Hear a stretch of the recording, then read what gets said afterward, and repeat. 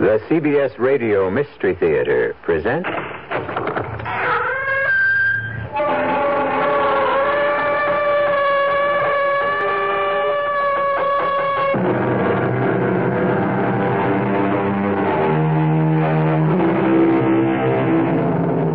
Come in. Welcome. I'm E.G. Marshall, bidding you welcome to the sound of suspense. Welcome to the fear you can hear. Welcome to the world of mystery. This is a tale of young love. The love of a charming young man for a charming young girl. It is also the story of a mother's love for her child. As you can see, this story is positively dripping with love. But don't be dismayed, because love, like a door, has two sides. And when the other side is hatred, it can drip with venom and gore. You're a liar, Mr. Snowden. Don't you think I know what you are? You're wrong, Mrs. Daniels. I love your daughter. Why? Because I do, that's all. You can't explain something like that. Listen to me, young man. Even her own father couldn't bear to look at Bonnie's face. That's why he left her so much money, because he felt guilty for what he felt for his own poor, homely daughter. Mrs. Daniels, listen to me. You're a liar, and a thief.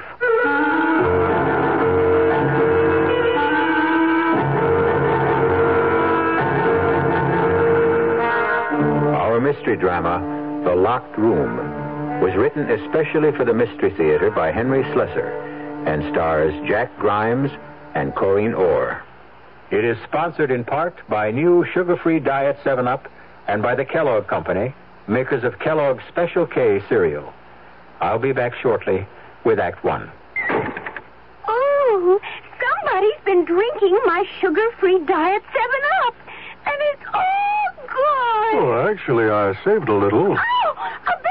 Hiya, Goldie. What's brewing? That's Miss Goldilocks to you. Oh, come on, kid. You mean you don't remember me? The cottage, the 3 chairs, the porridge? Baby bear! In the fur. Been a long time, Goldie. But baby bear... Just call me BB. You drank all the sugar-free Diet 7-Up, and I have to conduct another diet drink taste test today. Well, yeah, I saw the sign on the door, a professional taste tester, huh? But how can I conduct my taste test now? Why bother? I tried those other diet drinks, too. You'll notice there's still plenty of them around. Why not ask me? Well, okay, BB.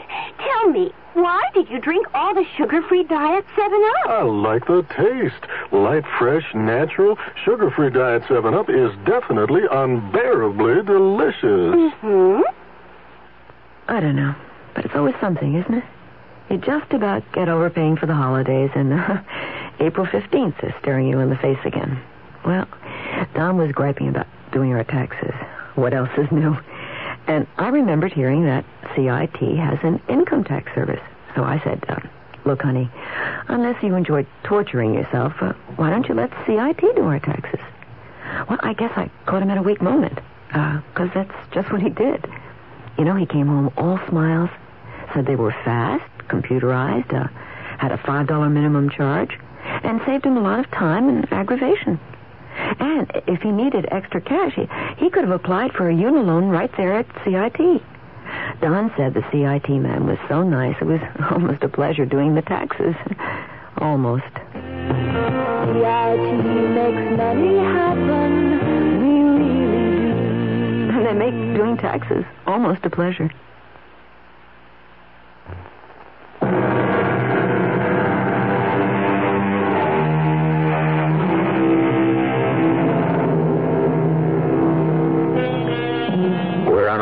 Highway that winds its way into the hilly regions upstate. The hour is late, and the sleek white sports car whose hood ornament faces north is the only vehicle for miles around. Even the sound of its purring engine doesn't seem to disturb the quiet of the countryside. But inside the car, the sound level is something very different. Davy, please, turn that down before I go deaf. Oh, what's the matter? Don't you like music? Yeah, that's why I'm trying to save my hearing. Okay. Yeah, is that any better? Much. Hey, Hey, how much longer is this going to take? You said it was only 30 miles or so to the house, and we must have driven 50. We have not. You're not watching the mileage. Listen, there are so many gadgets on this dashboard, I wouldn't even know where the speedometer is. But you do like the car, don't you? Like it? Hey, Bonnie, do you know what I've been used to driving all my life? Second-hand pickup trucks. That's about all our folks could afford. I hated this car at first when Mother gave it to me.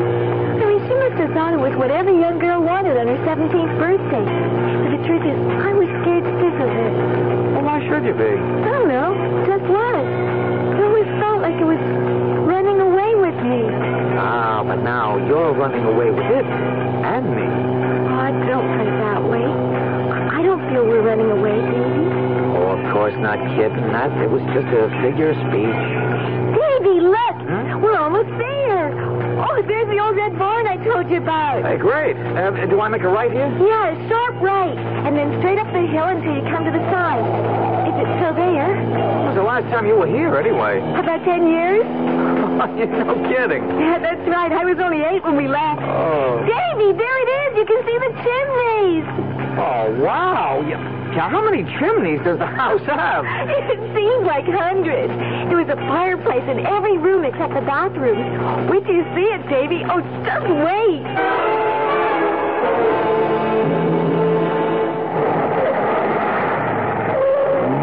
Well, there it is. What do you think? Now, that's what I call a real funky old house. How big is that place? It has 4 floors and I guess about 30 or 40 rooms. I never counted them. All those rooms and nobody living in them? I know. It does seem like a terrible waste, doesn't it? Oh, Bonnie, you're speaking to one-room Davy Snowden, remember? The only place I lived in my whole life with more than 1 room was the farmhouse. Yeah, well, that had 3. Oh, I wish you wouldn't keep talking about that. I mean, you know, how poor you were. Okay, kitten. Rich little girls get to feeling guilty when they hear stuff like that. Look, let's not sit out in the car all night, huh? Let's go look at that old haunted house. It is not a haunted house. You sure you got the key now? Yeah, right here in my purse. And the lights are working? I told you, we rent the place every summer. We have to keep the electricity turned on. Well, let's go then.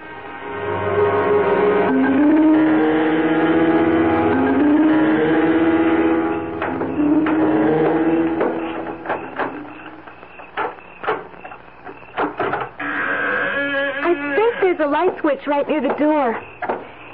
Yeah, here it is. There. Look at the size of this place. I know, it's a terrible old barn of a place. That's what my father called it. When he died, well, Mother just thought it was foolish, the 2 of us living here all by ourselves. Looks kind of run down. I'm afraid it is. But the foundation is still solid. Plenty of furniture. Hey, come on, show me the rest of the house, huh? What would you like to see first? Well, upstairs. That's where the bedrooms are, right? Yes. Well, that's the first thing we have to do. Decide which bedroom we want. Oh, Davy. Do you love me, Bonnie? Oh, you know I do. Say it. I love you. Say, I love you, Davy. I love you, Davy.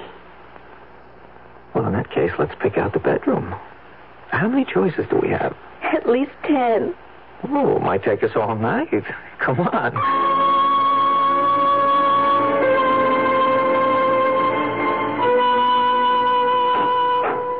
No, I don't like the look of that one. It's too gloomy. That was my mother's room. You mean your folks had their own room? That's right. Well, maybe that's how they do things when you're rich. But me, I'm just a country boy. Now, let's see about this door. Hey, this one's stuck. No, it's locked. It's always been locked. Well, what for? I don't know. Well, what's behind it? Another bedroom? Honestly, I don't have the faintest idea.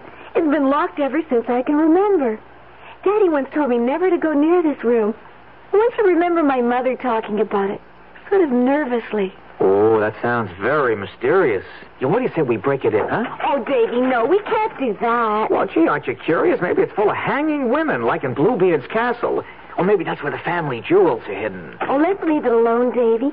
I was always scared of that door. Yeah, but what's it locked for? Seems to me when a door is locked, that means there's something pretty interesting behind it. Stands to reason, right? Well, I'm sure it's just some old storeroom or something. Bonnie, listen, there could be something valuable in there, something worth money. And since the house is yours, I mean, this is your house, isn't it? Your father left it to you, didn't he? Yes. Well, if there's anything valuable in there, it belongs to you. Oh, Davy, all those promises not to talk about money. I'm not talking about your mother's money. I'm talking about what's yours, rightfully yours. But the house isn't really mine. Not yet. Not until I'm 21, and that's almost 4 years from now. Now, don't be technical. Oh, Davy. Okay, if that's how you feel about it. We got plenty of time anyway. Davy, remember what you said about the fire? It's getting late, Bonnie. Don't you think we should be in bed? Couldn't we have a fire first, please? Sure. Anything you say. We want this night to be perfect, don't we?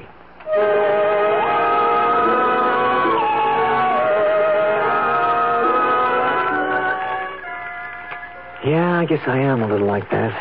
Boastful about my poor childhood. As if it's a badge of honor or something. We didn't light fires because they were cozy and romantic, only because they made us warm. They're not very warm at that. Locked rooms. Yeah, that's really something, a locked room. The only room in our place that had a lock on it was the outhouse, and even that didn't work. Hey, you asleep? Hey, kitten, wake up. It's time to go to bed. Come on, Bonnie, wake up. Hey, what's that? For Pete's sake, there's a car outside. Hey, Bonnie, wake up. There's somebody coming up. What? We got company. Oh, no. Well, who is it? Oh, Davy, it can't be. Yes. There's her car outside. You can see it through the window. You mean it's a neighbor or something? No, it's my mother. Oh, wow. Oh, I have to let her in. She knows I'm here. She saw my car outside. Well, I'm surprised you two aren't in bed already. That was the general idea, wasn't it? Mother, please, let me explain. I suppose you're David Snowden. Yes, I am, Mrs. Daniels. I see we have no trouble recognizing each other. Bonnie, fix your clothes. They're a mess. I was just lying on the rug in front of the fireplace. Yes, I've heard all about you, Mr. Snowden. Thank goodness I had the sense to think of this place when Bonnie didn't show up at home. You have it all wrong, Mother. Davy, tell her. Mrs. Daniels. Never mind. I understand everything. I was afraid something like this might happen as soon as Bonnie started mentioning you in her letters from school. Bonnie, get your things. We're going home. Mrs. Daniels, listen to me. Sorry to break up your party, young man. We're married, Mrs. Daniels. What did you say? Bonnie and I were married this afternoon. I've got the license right here. It's true, Mother. We were married in Elkton. That can't be. You're underage. Not in Elkton, Mother. 18 is old enough. Davy and I are married, so you can't tell us what to do. For the love of heaven. I think I have to sit down. Oh, well, here, Mrs. Daniels. I'll just get the sheet off this chair Mother, here. please try to understand. I understand, Bonnie. I went through a dozen Davies when I was your age. Oh, Bonnie. Oh, my poor Bonnie. Well, you don't have to feel sorry for her, Mrs. Daniels. Don't I? No, because I love her. I suppose you have no money. Mother! Be quiet. No, Mrs. Daniels. My family were farm people. My father's dead, my mother's alive, but I don't even know where. But you don't have to worry about that, Mrs. Daniels. I didn't marry your daughter because of money. Didn't you? No, I didn't. Bonnie and I talked about it. I almost didn't marry her because of that, because of what people like you would say. You're a liar, Mr. Snowden. Don't you think I know what you are? You're wrong, Mrs. Daniels. I love your daughter. Why? Because I do, that's all. You can't explain something like that. Listen to me, young man. Even her own father couldn't bear to look at Bonnie's face. That's why he left her so much money, because he felt guilty at what he felt for his own poor, homely daughter. Oh, Mother, don't, please. Mrs. Daniels, listen to me. You're a liar. A liar. And a thief. Stop it. Stop You've got a smooth tongue, Mr. Snowden. A handsome face and a smooth tongue. And I'm sure you've convinced my daughter that you're utterly sincere. But it's only her heart you want to steal, not her fortune. I love Bonnie. That's all there is to it. We're married, and there's nothing you can do about it. You're quite wrong. There's everything in the world I can do about it. I intend to have this marriage annulled immediately. You can't do that. You have no idea how much money can do, young man. Bonnie, I'm going home now, and I want you to come with me. No, I Don't won't. make it any worse than it is now. I won't go with you. You see how it is, Mrs. Daniels? Yes. I see how it is. Very well, Bonnie. But you'll regret this. Mark my word. Mother, I can't live without Davy. If you make us separate, I'll never forgive you. You will, darling. Strangely enough. I'll kill myself. Do you hear, Mother? I'll kill myself if you do this. Now, don't talk nonsense. You think your heart will break. But it won't. A heart doesn't break. It withers. That's what I don't want you to find out. Goodbye, Bonnie. I mean it. I'll kill myself.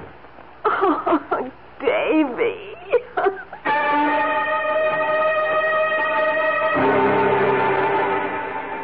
As Shakespeare informed us, the course of true love never did go smooth. And perhaps the same applies to the course of untrue love. But let's not judge the sincerity of young Davy Snowden just yet. Let's wait and see what happens next to the newlyweds when we return shortly with Act Two. And now, another story of the ball and chain, as Kellogg's Special K presents The Library. Welcome to the public library. May I help you, sir? Yes, I'd like to check out... Famous Laundromats of the World by Audrey Schnorbart. Sir, excuse me, but isn't that ball and chain you're wearing just like the ones they use in the Kellogg's Special K commercial? This ball and chain?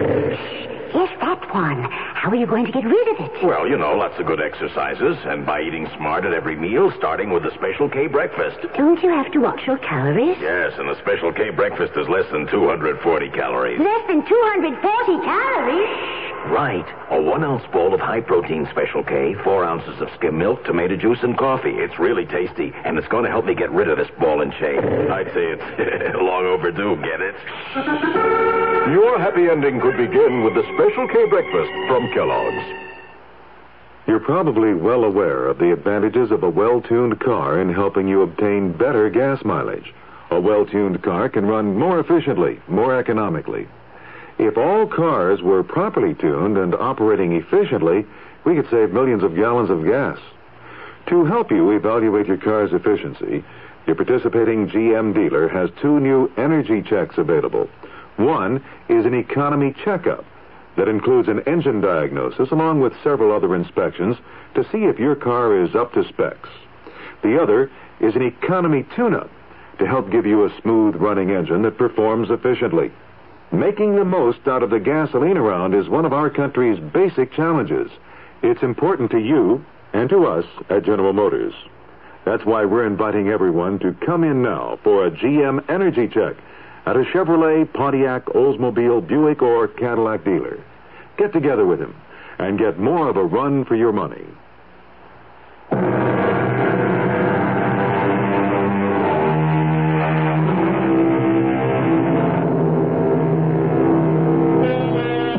Now let's return to the locked room. The door we're looking at right now isn't the door to the old Daniels mansion upstate. This door is reached by walking up several long flights of stairs before you can read the faded numerals 4G. Are we there, Davy? Yeah, honey, here we are.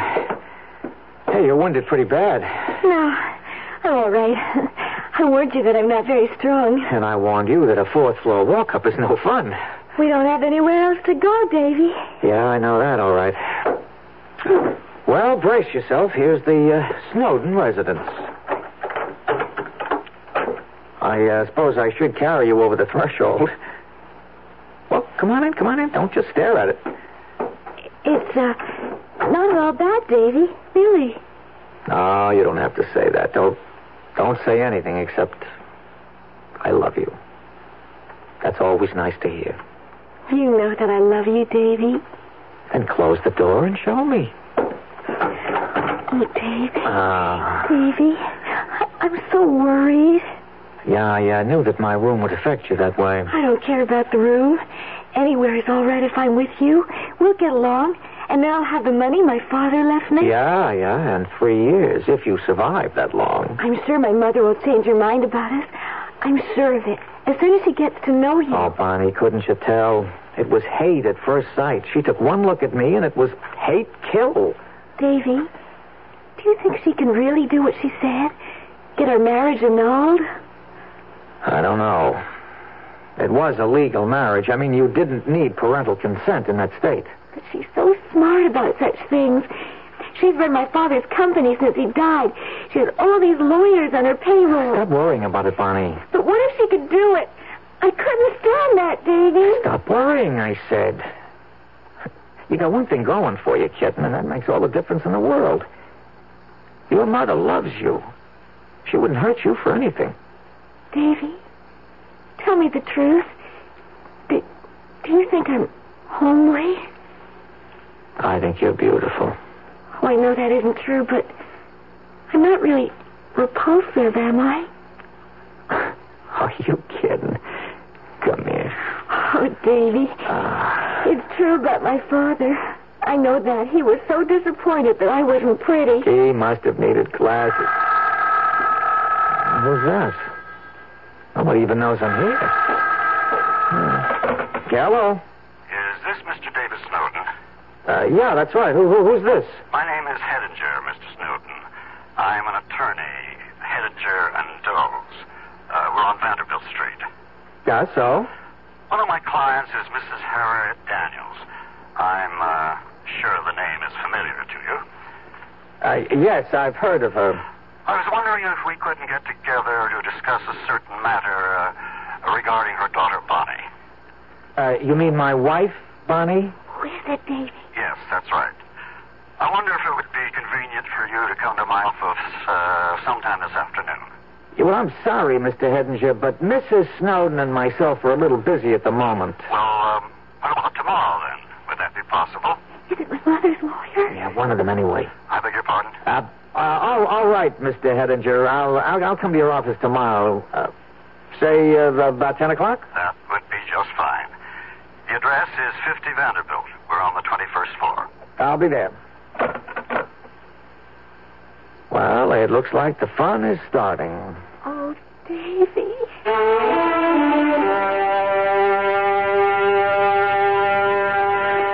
Please sit down, Mr. Snowden. I think you know the situation as well as I do. And you've probably anticipated my first question. Well, I'm not sure I have, unless it's, why don't I just go away and stop bothering her daughter? It's something like that. But it would be hardly sensible to expect you to do such a thing without incentive. Oh, now, wait a minute. Don't tell me I'm about to get an offer, a money offer. Nobody's talking about a bribe, I assure you. There's a practical reason for such an offer. Annulment proceedings, no matter how certain we are of success, cost money. Mrs. Daniels could actually realize quite a savings if you cooperated for some flat figure, say $5,000. Not unreasonable of her. Do me a favor, huh? You tell Mrs. Daniels that I wouldn't give up my marriage license for $1 million. I notice you specify $1 million. So long, Mr. Hedinger. Please sit down. Huh? That wasn't all I had to tell you. Okay. What else is there? We can sue for annulment on a few other bases. Such as what? Falsification of your marriage certificate, for instance. Falsification? What the heck are you talking about? Your age, for instance. You're not 24, Mr. Snowden. You happen to be 30. Well, what's so important about that, for Pete's sake? You gave your age as 24. Well, so what? Everybody knocks a few years off their age at some time or other. It's just business. Let's see. Your business is freight forwarding, isn't it? You work in a three-man company at a salary of $145 a week. Surely you didn't think it was necessary to dye your hair or anything like that for the sake of executive advancement. Look, Mr. Hedinger, first of all, I'm 29, not 30. I'm a few days premature, I suppose. You'll be 30 next week, won't you? Happy birthday, in case I don't see you. I just didn't want Bonnie to think I was too old for her. Don't make everything so difficult, Mr. Snowden, because you know how it's going to end. Mrs. Daniels is the most determined woman you've ever met in your life. She scares the pants off me, I can tell you. Oh, well, that's your problem. If she has to spend $1 million to get Bonnie out of your clutches, she'll do it. I'll guarantee you $10,000 if you'll sign an agreement. I'm sorry, Mr. Hedinger. No can do. You're a stupid boy. Do you know that? Sorry, I take that back. A stupid man. So long, Mr. Hedinger. Give my best to Bonnie's mother. And tell her we're both very happy. Oh,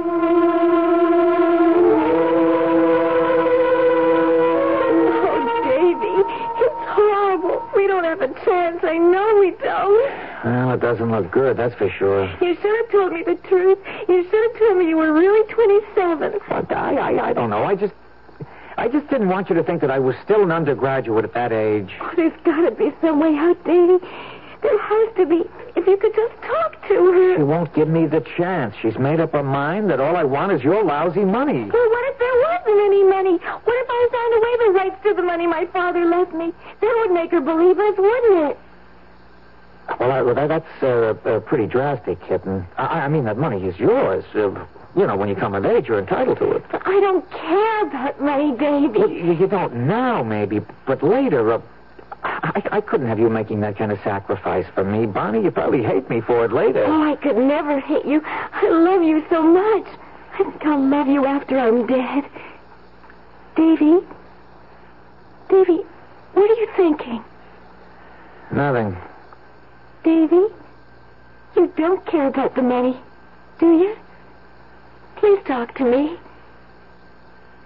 Bonnie, I have an idea. I have a very crazy, very good idea.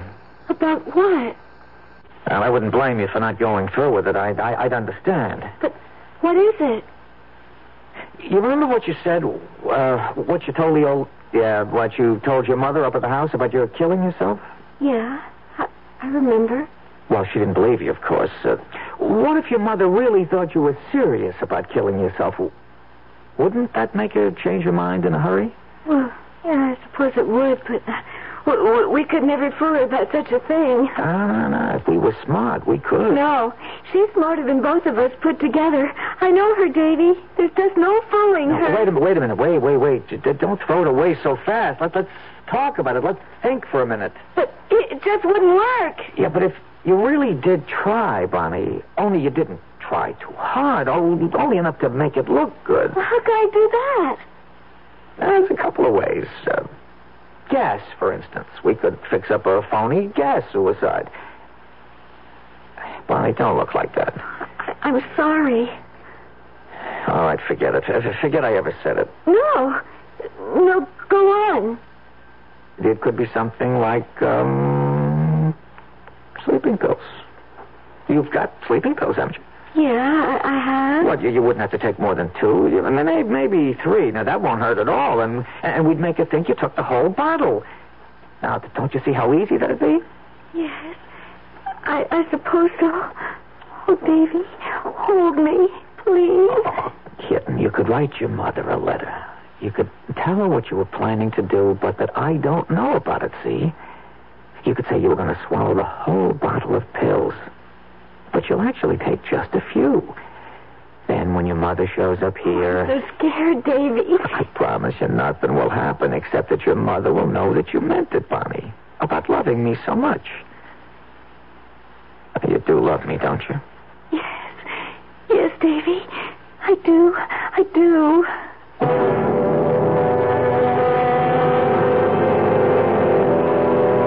There's another famous saying about love, that it conquers all. Presumably that includes time, distance, and mothers-in-law. But will love and deception succeed together?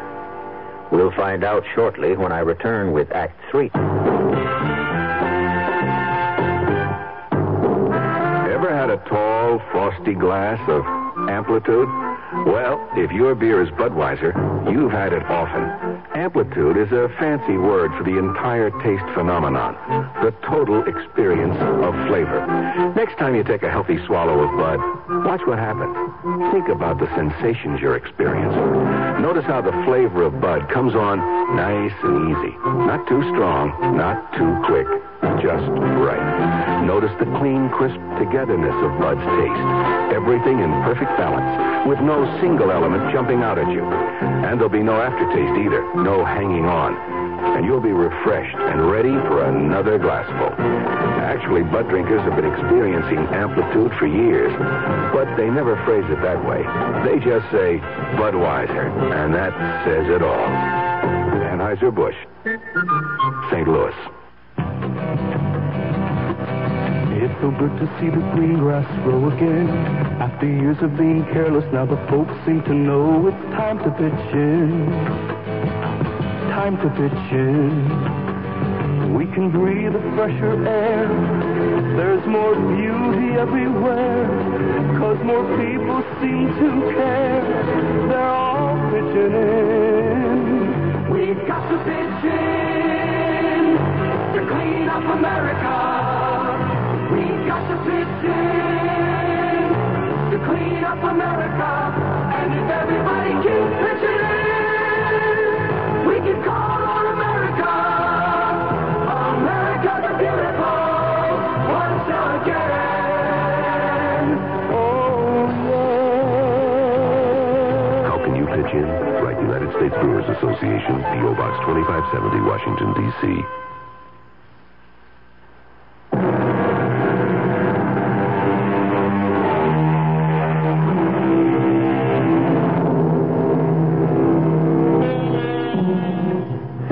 Seem very normal in apartment 4G, the one-room residence of the newlyweds, Bonnie and David Snowden. Music is playing on their transistor radio, a frozen dinner is thawing slowly, and Bonnie and David are hunched over the kitchen table composing a letter. The only thing that makes this domestic scene a bit bizarre is that they are collaborating on a suicide note. Dear Mother, I warned you what I would do if you tried to get our marriage annulled. Tonight, I'm going to take a whole bottle. Davy, do we have to have that music? Okay. I didn't know it was bothering you. I'm nervous enough as it is. Okay, I said. Dear Mother, I warned you what I would do if you tried to get our marriage annulled. Tonight, I'm going to take a whole bottle of sleeping pills. Oh, Davy, it just doesn't sound right. It's not so bad, Bonnie. Look, maybe you better put in something about me not knowing about it. I think that's important, that your mother realizes that I had no idea you were going to try to take your life. Well, maybe you better write it, Davy. I'm just no good at this sort of thing. Yeah, I guess you don't have much experience writing suicide notes. Well, I just can't help feeling it's wrong. Wrong? What? How? Well, you know. No, I don't. The only thing that could be wrong about it is if it didn't work. But, okay, if you've got cold feet, okay, we'll let your mother go through with it. We'll let that lawyer Heidinger get our marriage annulled. Is that what you want? Well, you know it isn't. And have you got a better idea than this? Have you? No. And tell me what you want to do, Bonnie. You name it. Well, just tell me what to write in the letter. Well, the first line is okay. Only after that, I think you should say, Davy doesn't know I'm doing this. I didn't want anyone to know so that nobody would stop me. Wait a minute, not so fast. Well, you don't have to put it down exactly the way I said it. Make it sound like yourself, you know. Yeah, I'll try. And, what else? Say something about, I'm doing this because I love Davy, because I can't live without him. Yes. Oh, that'll make her understand. You see, she'll realize that you might try to kill yourself again if she broke us up. And if she loves you, she won't want that to happen, Bonnie. You see? Yes. Hey, come on. You're getting tears all over the letter. Oh, Davy. Go on, Bonnie. Now sign it. That's right. That's just perfect. Now, you got the envelope? Here. Okay, if I get it into the mail now, she'll have it tomorrow morning. Now, she's sure to phone here as soon as she receives it. Davy, she might even call the police. Oh, it doesn't matter who she calls. Police, a doctor, it'll be okay. I mean, you'll really be asleep, Bonnie. You'll take just enough pills to put you into a nice, deep sleep. Understand? Yes. I understand. Now, I'll be right back, sweetheart. I'll just run downstairs and mail this, huh? All right, Davy, but hurry back. I don't want to be alone.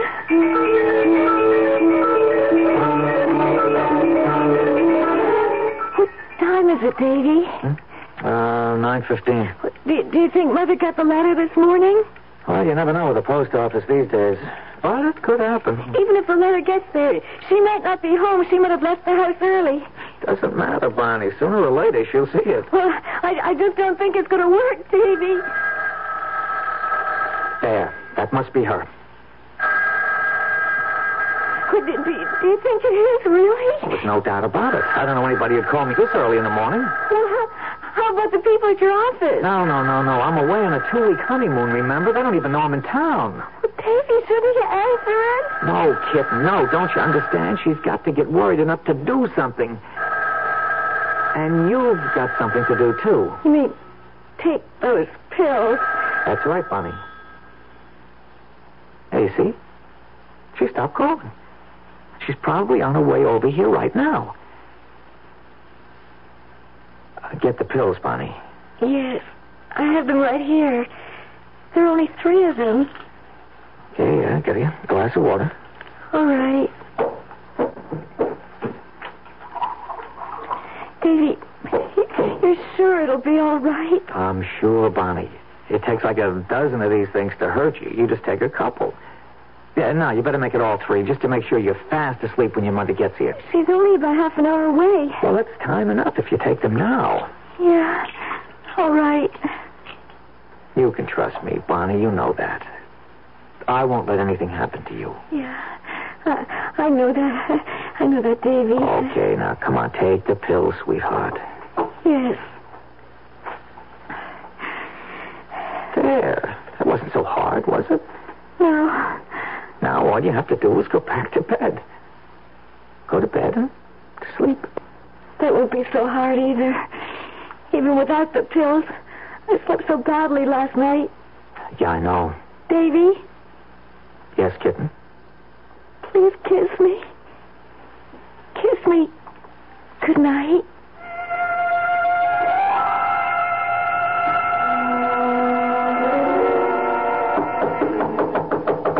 One second.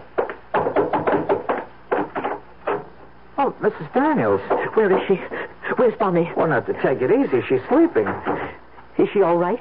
Well, what are you talking about? Of course she's all right. She's just asleep. She likes to sleep a little late in the morning, that's all. Bonnie? Bonnie? Hey, now, what do you think you're doing, Mrs. Daniels? Let her sleep, would you? She's had a bad night. Look at her color. Look at her. Can't you see this isn't normal? Well, she's always a little pale. So what? Bonnie, can you hear me? It's Mother. Oh, dear God. Hey, what's the matter with you? You idiot. Where were you? I phoned here about an hour ago. The phone just rang and rang. I was out. I went out to get the paper. I just got back a couple of minutes ago. Bonnie, darling, wake up. Wake up. Oh, why didn't I call somebody? Why didn't I call a doctor? A doctor? What for? Here. Read this. Well, what is it? Where's your telephone? Where is it? Good Lord, this letter is... We need a doctor, you idiot. Bonnie, maybe... Oh, no. Mrs. Daniels. She's dead. She's dead. Oh, she can't be. She's just sleeping, Mrs. Daniels. She took the pills. All those pills. There weren't that many in that bottle. Maybe she'll be okay. I'll get the doctor. It's too late. It's too late. Dead, I tell you. Bonnie, wake up, kitten. Wake up. It's all right. Everything is all right. Bonnie, for Pete's sake, it's all over now. You've got to wake up. Oh, she's so cold. Barney, wake up. Leave her alone. Can't you leave that poor girl alone, even now? Mrs. Daniels, I swear there weren't many pills in that bottle. It wouldn't have taken many. Not with Bonnie's heart. It wouldn't take us. Well, it wouldn't take many. What are you talking about? Bonnie had rheumatic fever when she was 12. Her heart's been weak ever since. Oh. No. Bonnie, please. Please. You've got to wake up.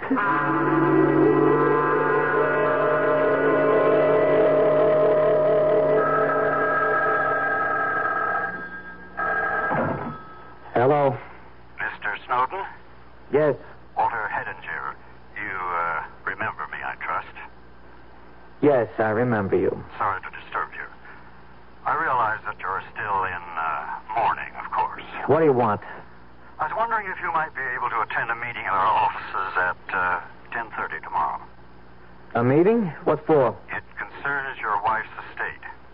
What are you talking about? I've got nothing to do with my wife's estate, and you know it. Bonnie wasn't dead 2 weeks, and I got a letter from you telling me so. Well, there is still something that Mrs. Daniels wishes to discuss with you.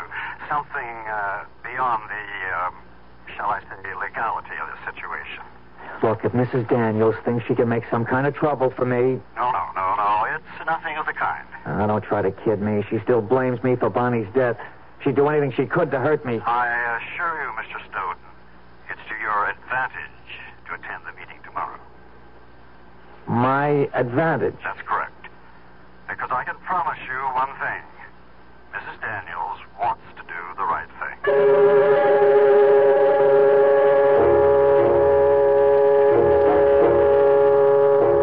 Please come in, Mr. Snowden. Yes. How are you, Mrs. Daniels? I'm as well as I can be, thank you. Yes, of course. Don't look stricken, young man. Nobody's going to hurt you. Have a chair. Thank you. Well, let's get started, shall we?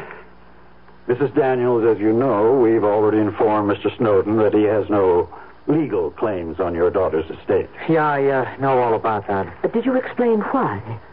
You see, Bonnie's inheritance from my late husband wasn't due until she reached the age of 21. Since her death, it automatically reverts to me.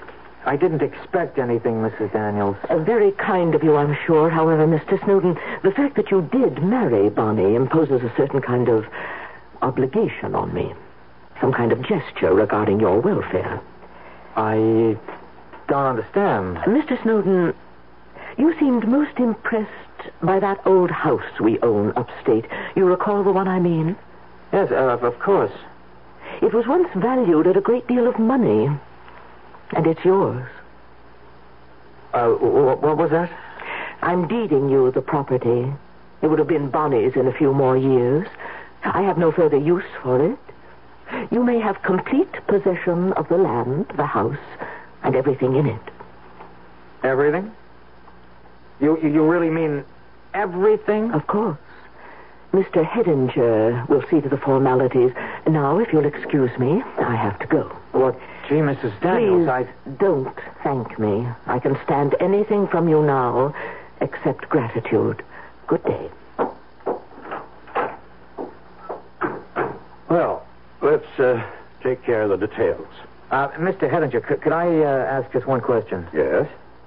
When Mrs. Daniels said I could have everything in that house, well, there are certain places, locked rooms and things like that. Am I entitled to all of the contents? You're entitled to every stick in the place, Mr. Snowden. In fact, Mrs. Daniels left you this full set of keys.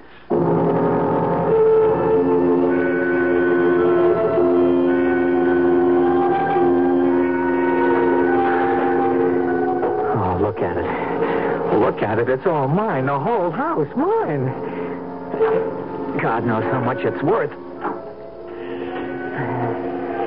Yeah, sure, it's run down, but the furniture alone. Now, where's that light switch? Yeah, here it is. Yeah, what did Bonnie Johnny called it. A terrible old barn. Yeah, but it's all mine, sweetheart. It's Davy's barn now. Maybe it's not $1 million, but it's something. Now, where are the rest of those keys? A dozen keys, but one of them must open that door. Yeah, one of them will do it, so let's just get going, Davy boy. That was really something, her giving me this house. No bless oblige, I guess. I gotta give the lady credit. She's got class. Let's see. It wasn't this floor. No, it was the next. There's gotta be a very good reason for locking up a room. There's gotta be something very valuable inside. Yeah, that's the door. That's the one. Okay, now to find the key. No, not that one. This is, it's obviously too small. How about this one? No, that didn't do it. This one's too big. No, not yet. I hope it's here. The lawyer said they were all here. I'll try this one. Well, it slipped in all right, but will it turn? Wait a minute, it's stuck, but I think it's going to do it. I think it's going to work. That did it. The lock's open. All I got to do is open the door.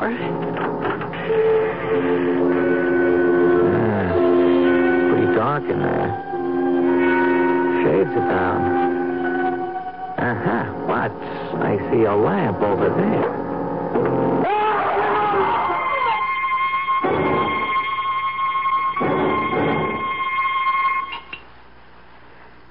Some more sherry, Walter? No, thank you, Mrs. Daniels. Stop looking so grim, Walter. Sit back and relax.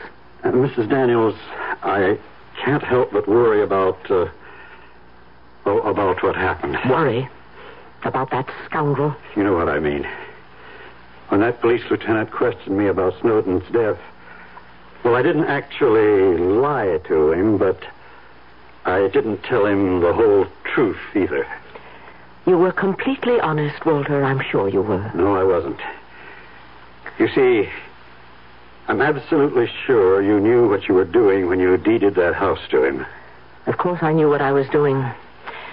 I was being generous. But you knew what would happen, didn't you? Yes, Walter, I knew. I knew there was no treasure behind that door. Only the rotten floorboards that made us shut up the room 15 years ago. I used to argue with my husband about it. I used to say that we should have the floor repaired before someone fell through to the basement. But he was a strangely miserly man sometimes. Not nearly as generous as I am. Now drink your sherry, Walter.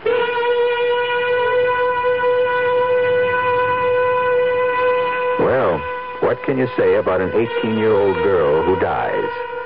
Or her 30-year-old lover, for that matter? Regretfully, this love story has ended with both the lovers gone, which ought to make it twice as popular as the movie. I'll be back shortly. Who knows how to help you solve your shopping problems? The Better Business Bureau knows. Wednesday, 10 o'clock.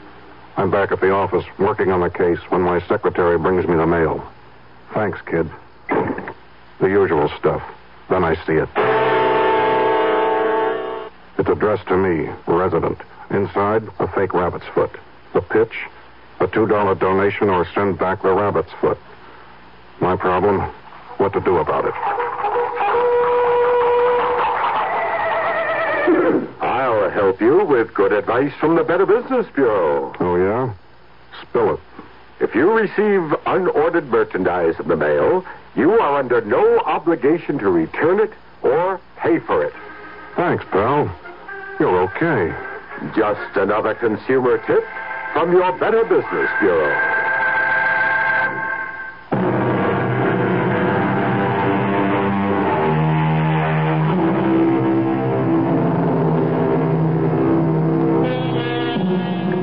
Snowden isn't the last victim you'll hear about on our Radio Mystery Theater. We intend to bring you the final dying screams of many, many more. That's a specialty of radio, of course, which explains why we give all our actors scream tests.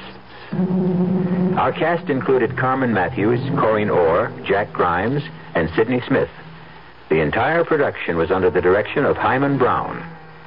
And now, a preview of our next tale. I know I'm no sort of expert, but can't you talk about your work with me? There's a reason for it, Lisa. There's a reason. Well, what? I told you, my nightmares, they're all visions in black and gray and slashes of red. Well, then if you won't talk about your paintings, why not tell me about your nightmares? You wouldn't enjoy hearing about them. Or rather, about it. It? I have only one nightmare. Just one. I have it virtually every night. Sometimes it follows me into the daylight. I can close my eyes, and there it is. For years, I've tried to destroy it by painting it. Not its details, just its colors. But the therapy hasn't worked. Radio Mystery Theater was sponsored in part by Anheuser-Busch Incorporated, brewers of Budweiser. This is E.G. Marshall inviting you to return to our Mystery Theater for another adventure in the macabre. Until next time, pleasant dreams.